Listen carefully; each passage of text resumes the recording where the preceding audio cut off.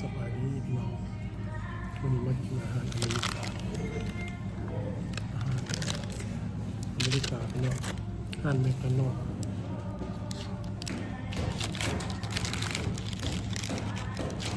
อาหารจะประมาณนี้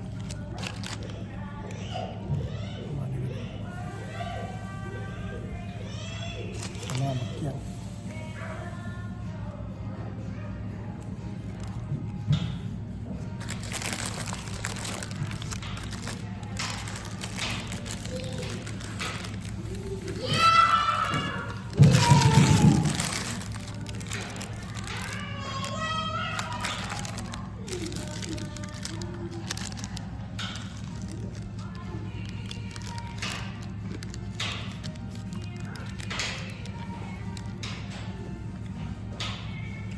หลานก็ไม่สู้นั่งเล่นอยู่เนี่ยอะไรเนี่ย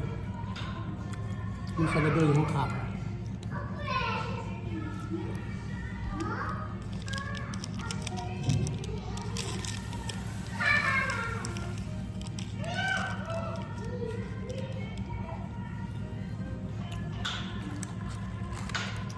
มันมีหลายสั้น3-4สั้นจะมีทั้งมีตู้กับหลานอย่างไร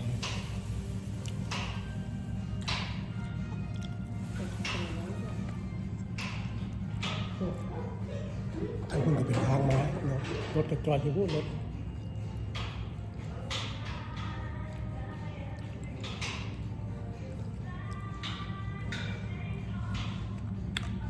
กินโต๊ะต้องมากินโต๊ะ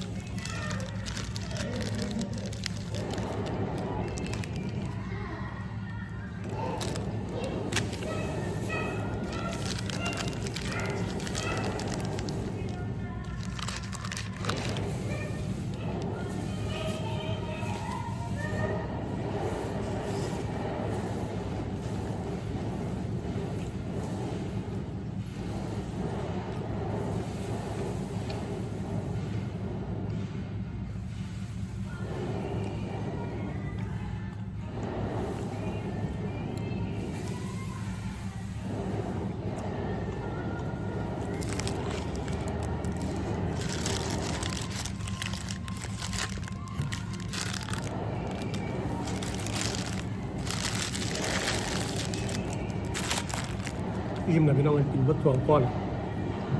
ไอ้บาเดี๋ยวพี่น้องนะ